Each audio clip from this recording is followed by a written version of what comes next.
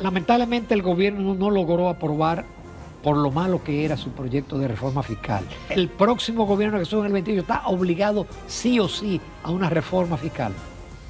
Yo creo que el presidente Luis Abinader, de cara a que este es su último periodo, debería tener un acto de responsabilidad con la nación. Y eso es lo que ellos no quieren revisar. Quieren mantener un nivel de clientelismo que sin dudas va a llevar al país a un derrotero. Sin duda yo creo que este gobierno ha fracasado en el sentido de que no ha hecho ningún plan y que lo haya ejecutado con continuidad. Incluso, en mi opinión personal, no es una opinión de la Fuerza del Pueblo en este sentido, pero yo creo que la cumbre de presidentes fue no por una crisis haitiana, sino por una crisis de popularidad del gobierno. Importante, a tratar temas importantes. Vamos a tratar temas de economía, pero temas también de política partidaria con el licenciado Juan Ramón Mejía Betances, quien es economista, es también experto financiero, fue banquero, pero forma parte de la Secretaría Económica de la Fuerza del Pueblo. Buenos días, Juan Ramón. Muy buenos días, honrado de estar aquí. La verdad que un placer verdadero que me hayan invitado a su programa. Sí, porque Juan Ramón es un invitado frecuente de propuesta semanal, pero aquí no habíamos podido cuadrar. Así es, así es. Juan Ramón, la economía parece que está en declive. La economía parece que va en picada de acuerdo a los propios datos del Banco Central. Está el tema de la deuda, está el tema del bajísimo nivel de inversión pública. ¿Cómo tú analizarías la situación de la economía dominicana en el 2025? Sin dudas, habría que comenzar mirando la economía a nivel internacional.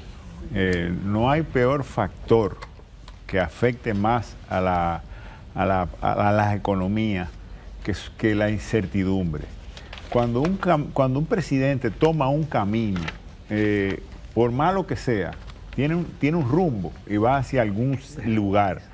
La economía más grande del mundo, que representa a los Estados Unidos de Norteamérica, pues no ha tomado un rumbo, sino que está constantemente dando señales variadas, sanciones a China, acuerdos con China, sanciones. Entonces, eso genera una incertidumbre a nivel global que paraliza las inversiones.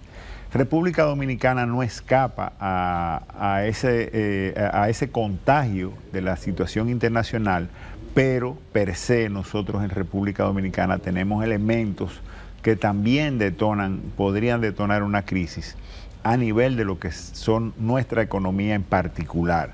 Principalmente yo creo que son dos factores que tú tuviste a bien mencionar, que son la deuda externa, que ayer vi un artículo que hablaba de cómo gastar 50.000 millones sin hacer nada. Sin dudas, el gobierno de los últimos 5 años, 4 años y pico, lo que ha tomado es prestado, pero la República Dominicana no tiene el honor de saber qué ha pasado con tantos recursos, con la mayor cantidad de endeudamiento de la historia de la República Dominicana. ¿Dónde está? ¿Qué obra trascendental se hizo? ¿Cómo ha mejorado la educación? ¿Cómo ha mejorado la salud? No está mejorando. Y cuando hablamos siempre en primer orden de las obras, hablamos mucho de las obras porque sin dudas una adecuada, cuando tú te endeudas, ya sea a nivel privado, a nivel personal, a nivel empresarial o a nivel estatal, cuando tú te endeudas para invertir en algo que genere retorno, pues sin duda estás tomando una buena decisión si ese retorno es mayor que la tasa de interés. Pero cuando tú te endeudas para gastos corrientes, estás camino a quebrar, siempre, ya sea personal, ya sea a nivel empresarial o ya sea a nivel de Estado. Y la República Dominicana ha tenido, además del nivel más alto de endeudamiento de su historia, ha tenido la inversión de capital más baja de su historia, trayendo como consecuencia que no tengamos un desarrollo y un crecimiento. Ahora mismo el Banco Mundial, aparte del Banco Central, también revisó el crecimiento que íbamos a tener, las proyecciones de crecimiento de la República Dominicana, y las redujo un 4%, que yo creo que todavía es conservador. Se queda en 3 o 3.5. Ahora, licenciado, en medio de este panorama que usted también nos sitúa en términos de lo que es un análisis de cómo está el mundo y de qué forma eso afecta a las economías de los respectivos países, y la República Dominicana obviamente no es la excepción. Y cómo nos encuentra, pues esa situación aquí nos afectará más o menos a cada país determinado dependiendo de la fortaleza que tenga su economía. Sin embargo, todavía, aún en medio de este panorama, nosotros seguimos siendo bien vistos, internacionalmente hablando. Fuera de aquí, tanto los organismos calificadores y Fondo Monetario, la CEPAL y otras entidades, Banco Mundial, siguen viendo que estamos creciendo, siempre nos elogian, y en comparación con otros países parece que no estamos tan mal. Mira, entonces, viendo el panorama completo, ¿de qué forma entender todo esto? Sin dudas, la resiliencia de la República Dominicana ha quedado demostrada tanto en la pandemia como en otros escenarios. Nosotros como país tenemos ventajas geográficas significativas, cercanías a Europa, cercanías a los Estados Unidos, a mercados muy importantes, y las medidas que ha tomado el gobierno de Estados Unidos, para no personalizarlo, en cuanto a aranceles del 10%, son, lo que es igual no es ventaja, digo yo, son aplicables a casi todos los países que compiten con nosotros, incluso en la parte textil, a países como Vietnam y otros países asiáticos que son competidores directos en términos textiles de nuestras zonas francas.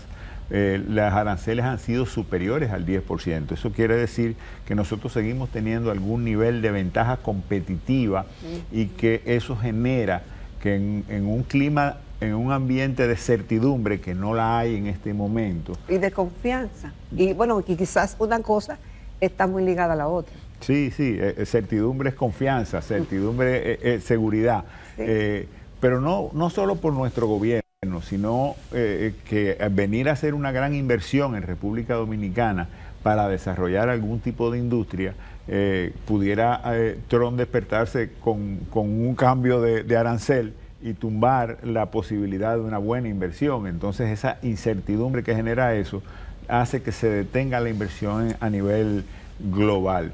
En la República Dominicana también tenemos un clima político, que hemos tenido varios cambios de presidente y la gente lo ve como algo de seguridad. Sí, de estabilidad política. Estabilidad política, estabilidad jurídica, y eso nos proyecta con muy buena posición.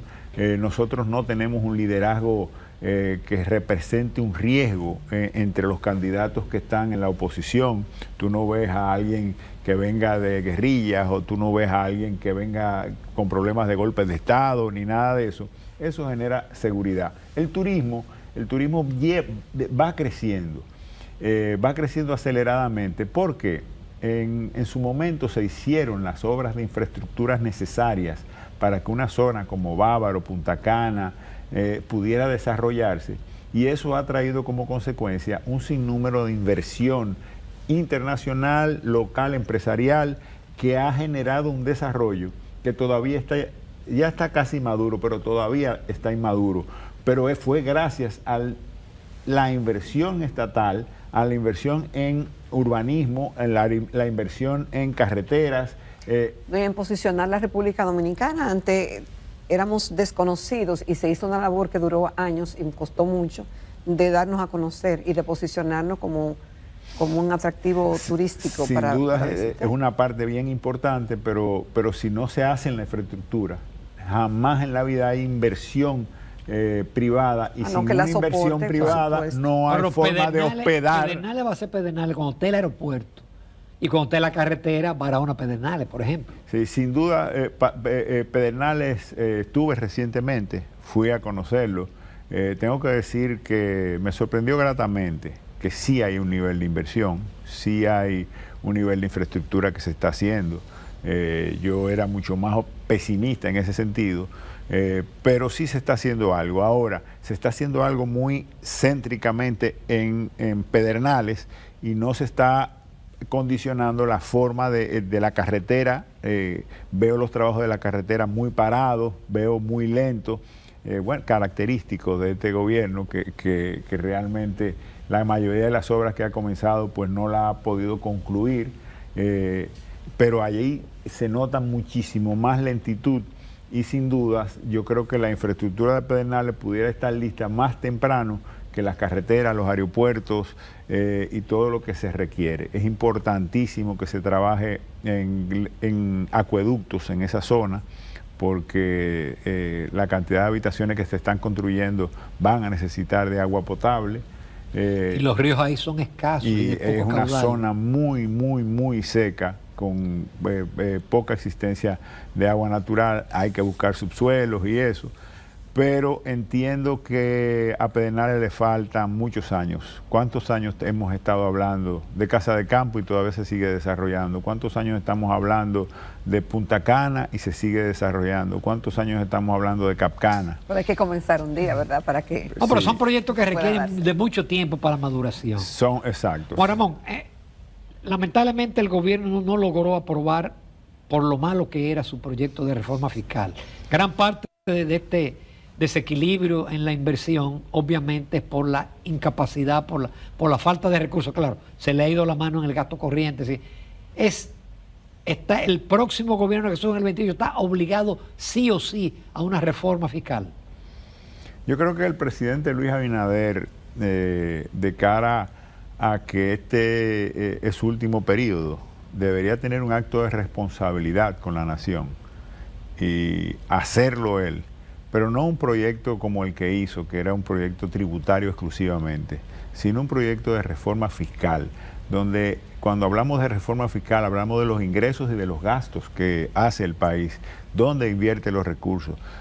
Nosotros no podemos seguir endeudando a este país de la forma que lo estamos haciendo sin tomar en consideración que los préstamos deberían ser exclusivamente para obras de capital, para inversión de capital del gobierno.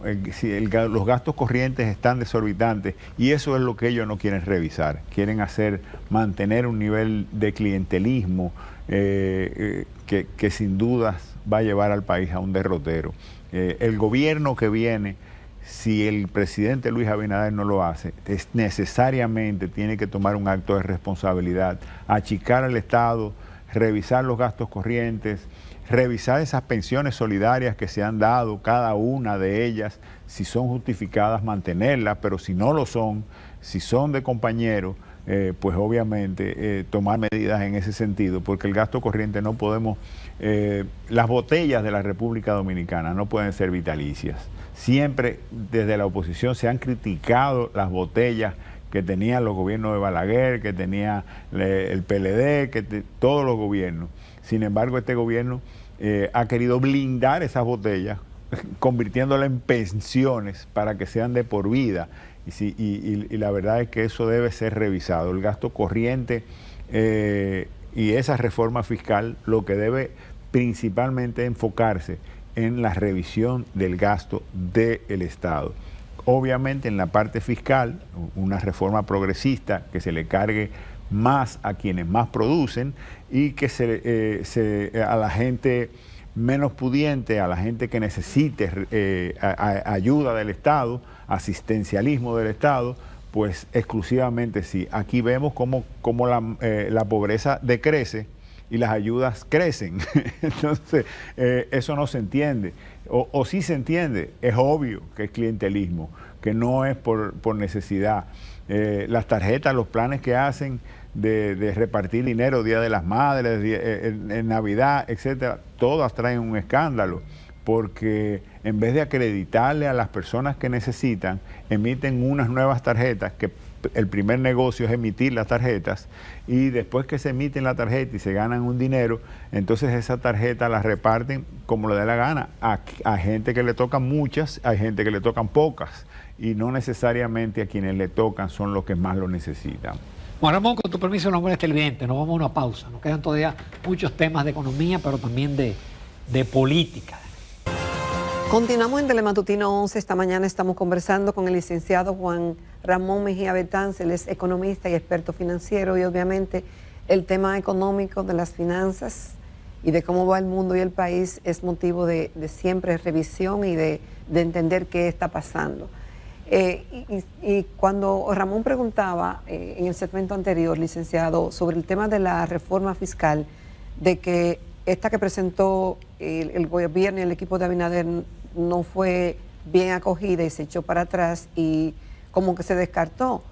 Pero si miramos un poco hacia atrás, nos damos cuenta de que la necesidad de una reforma fiscal integral está planteada desde hace muchos años y han pasado diferentes gobiernos que no han querido hacerla porque obviamente que hay que pisar algunos callos, hay que quitar quizás algunas exenciones, y esto tiene un costo político. Reacomodar todo eso tiene un costo político, no solamente popular, sino también de que en la parte empresarial también habría que hacer algunos ajustes que los gobiernos no están dispuestos a pagar.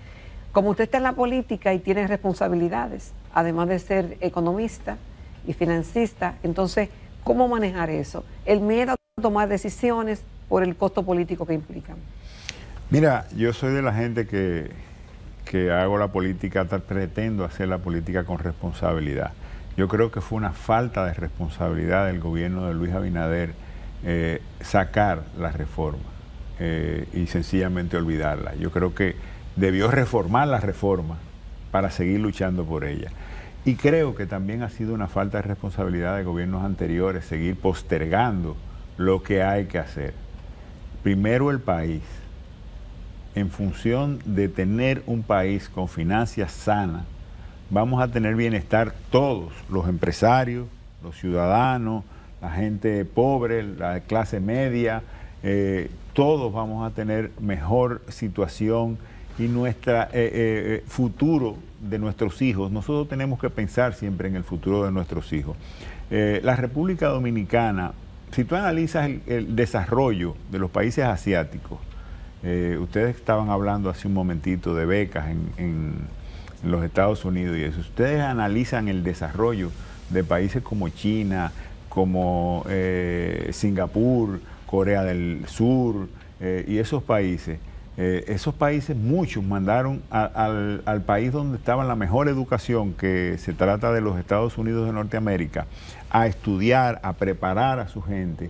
Y esos países han estado formando a su gente y han visto que el pilar es la educación para el desarrollo de las naciones. Pero ¿cómo se puede tener educación si no hay una adecuada inversión, si no hay un fisco sano para poder no solo educarlos en las escuelas, sino en buenas universidades y poder becar a nuestros ciudadanos para que puedan irse, prepararse y venir a dar un servicio al país? Aquí hay muchas empresas que no se han instalado en el país exclusivamente, no por temas fiscales, ni por temas de seguridad, ni por temas de ventaja geográfica, sino porque nosotros no tenemos el recurso humano capacitado para las industrias que quisieran instalarse en la República Dominicana por otros factores. Yo asesoré específicamente a una empresa coreana y en términos fiscales nosotros éramos mucho más competitivos, incluso hasta el transporte marítimo resulta más ventajoso que el transporte terrestre desde México, porque nosotros tenemos toda la costa este a través del transporte más barato, que es el marítimo en México, y ellos decidieron al final instalarse en México. Esa industria que yo estaba asesorando como economista se fue a México exclusivamente porque aquí no habían los recursos humanos capacitados, indispensables para la industria que ellos querían. En México tampoco era que eran más, pero había mucho más que en la República Dominicana. Había un nivel superior en términos de recursos humanos. Costa Rica, que es comparable a nosotros, nos ganó la carrera en términos de inversión en industria de tecnología, porque ahí la educación siempre ha sido importante. Exacto. El costarricense promedio es preparado y por eso se instalaron en Costa Rica, que tiene similitud con nosotros. Sí, aquí nosotros tenemos que dejarnos de pensar en los montos. El propio presidente Fernández decía, es que el 4% no es por el 4%. Nosotros tenemos que tener un plan de educación en la República Dominicana e ir aumentando el presupuesto de educación en función de un desarrollo planificado de la educación dominicana. Eso se interrumpe por un 4%. Pero usted ve, licenciado, ahí hay que hacer un punto de inflexión. Porque sí hemos tenido los planes. ¿Cuántos planes decenales no hemos tenido, por ejemplo? ¿Y cómo no ha sido diagnosticado, estudiado y requete estudiado por Educa y otras entidades? ¿Cuál es la situación de la educación en la República Dominicana? El tema es que no se cumplen esos proyectos. Esos planes no se llevan a cabo. Esos planes decenales que trajeron tanto talento, importados y locales, porque los hay también, naufragaron en el camino por la falta de compromiso. Sí, básicamente cuando hay cambios en la estructura de gobierno, cambios, lo anterior era malo, aunque fuera excelente, y eso es lo que trae como consecuencia que no tengamos una continuidad del Estado y no se tenga una política de continuidad del Estado. Este gobierno en algunas cosas, en algunas construcciones mantuvo eso, aunque a pesar de que tomó obras avanzadas no la ha terminado, pero mantuvo eso y yo lo aplaudo. Pero en cuanto a los planes de educación, en planes de salud incluso, tampoco se ha dado el seguimiento adecuado. Vemos un deterioro en la educación. Ustedes hablaban de que lo que deberían ser refugios, que son las escuelas, en los pueblos de cualquier parte del mundo, un sitio que es un refugio para huracanes y desastres naturales, son las escuelas. Se han usado aquí para eso. Pero ustedes dicen una verdad que a todas luces es así. Si aquí hay un problema de un terremoto, un movimiento telúrico muy fuerte, sin duda esas construcciones van a colapsar, muchas de ellas, porque han quedado demostrados, están cuarteadas, tienen techos que se le están cayendo, hay un deterioro, una falta de mantenimiento y probablemente hubo una falta de supervisión en su construcción. Pero continúa, eso no comenzó hace 5 años. Ese tema nosotros vamos a tener 19 años, Ramón. Y de nuestros invitados, el ingeniero Coromina Pepín nos argumentó varias veces y nos dijo, lo que pasa es que ¿qué ha pasado? El día que ocurra le va a caer al gobierno de turno.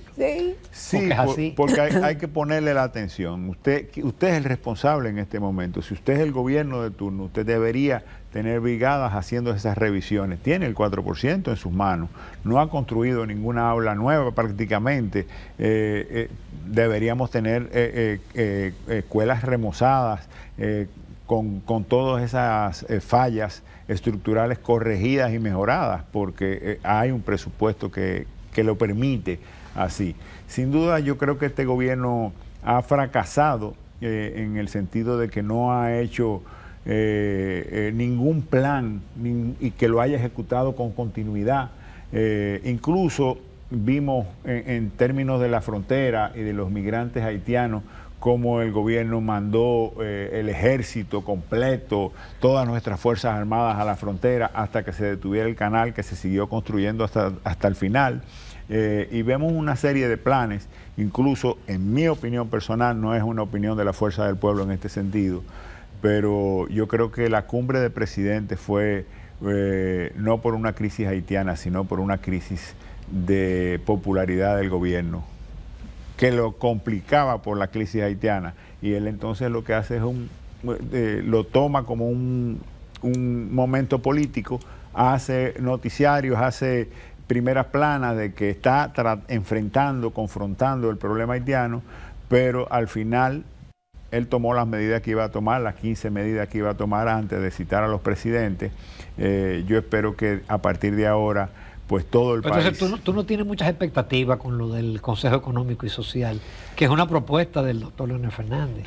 Sin dudas, ahí sí ya sería un compromiso de todos los sectores y el gobierno estaría obligado a cumplir y a dar seguimiento a lo que se acuerde con empresarios, con la oposición, con sindicalistas, o sea, con todas las fuerzas sociales que ahí van, que creo que hay que invitar a algunas otras personalidades de las iglesias y ese tipo de cosas, de manera que podamos llegar a un consenso. Yo sí tengo esperanza de que ahí se llegue a eso. El presidente Fernández ni siquiera quería la cumbre de presidentes, sino que quería que fuéramos directamente a ese foro.